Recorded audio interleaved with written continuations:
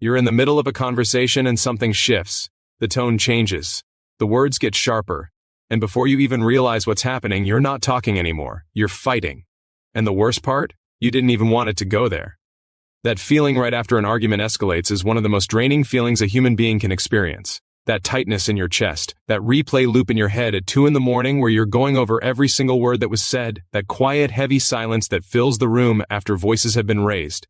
If you've been there, you already know what I'm talking about. And if you're watching this right now, something in you is tired of it. Something in you wants it to stop. Here's what most people never realize. Arguments don't escalate because of the topic. They escalate because of the moment. A single second where the wrong word lands the wrong way. A single breath where frustration takes over logic. And once that line gets crossed, everything changes. The conversation stops being about the issue and starts being about winning. About being heard. About not backing down. And by the time it's over, both people feel worse than before it even started. Now, before we go further, if you're someone who has tried all the usual advice and it still hasn't clicked, there are programs linked down below in the video description that go much deeper than what we can cover here. People who are stuck in cycles of conflict for years have used these tools and completely transformed how they communicate. Don't scroll past that. The ones who need it most are often the ones who hesitate longest. But right now, let's talk about what's actually happening in your brain when an argument begins to spiral. Your nervous system is not designed to stay calm when it feels threatened. The moment someone raises their voice at you or says something that hits a nerve, your body responds like it's in danger. Your heart rate climbs, your breathing tightens. Your brain shifts from the part that thinks clearly to the part that reacts fast. And once you're in that state, you are not the same version of yourself that walked into the room. Research shows that when your heart rate climbs past a certain point, your ability to process empathy drops sharply. You literally cannot connect with the other person the way you need to in order to resolve anything. And the other person? They're doing the exact same thing. Two people running on pure reaction, both convinced they're right, both feeling unheard. That's not a conversation, that's a collision. Here's where everything changes. The single most powerful thing you can do when you feel an argument starting to escalate is to interrupt the physical pattern before it becomes a verbal one. Not by going silent in a cold way, not by walking out dramatically, but by doing something that your nervous system actually responds to. Slow your breathing down, deliberately, consciously. 3 seconds in, 4 seconds out. You are not being passive, you are being strategic. Studies on stress response show that controlled breathing can begin to lower your heart rate within 60 seconds. 60 seconds. That's all it takes to start shifting your entire internal state. And when your state changes, the whole dynamic of the conversation changes with it. Now here's the second thing. People escalate arguments because they feel like they're not being heard. That's it. That's almost always the core. It's not really about who forgot to pay the bill or who said what at dinner. It's about a deeper need to feel like their experience matters to the person in front of them. So the moment you slow down and say something like, "Help me understand what you mean," you are doing something that most people never do in the heat of an argument.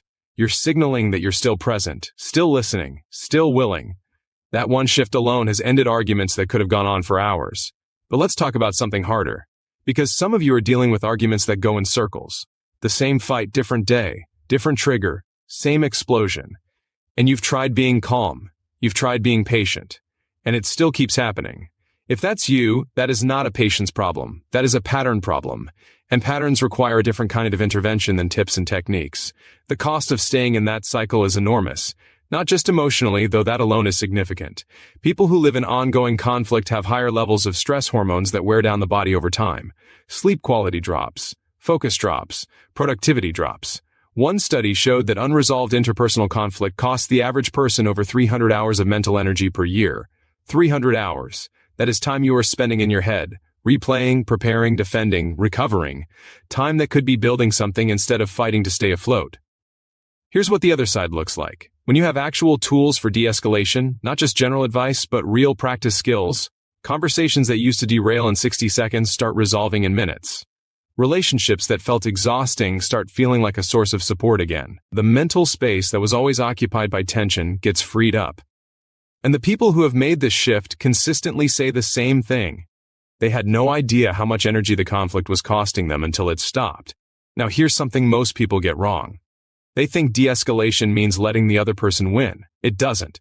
It means refusing to let the argument control the outcome. It means staying intentional when everything in you wants to react. That takes a specific kind of internal strength.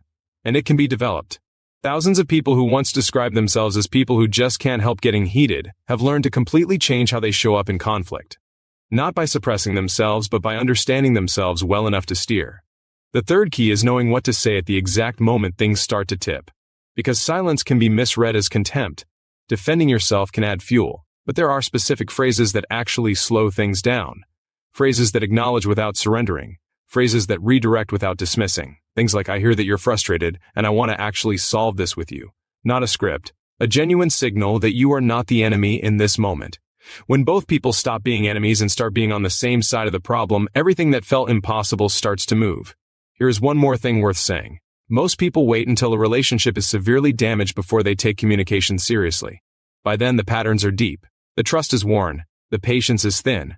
If you're watching this and things aren't at that point yet, that is not a reason to wait. That is a reason to move now, while the foundation is still solid, while both people still have enough goodwill to build something better on top of.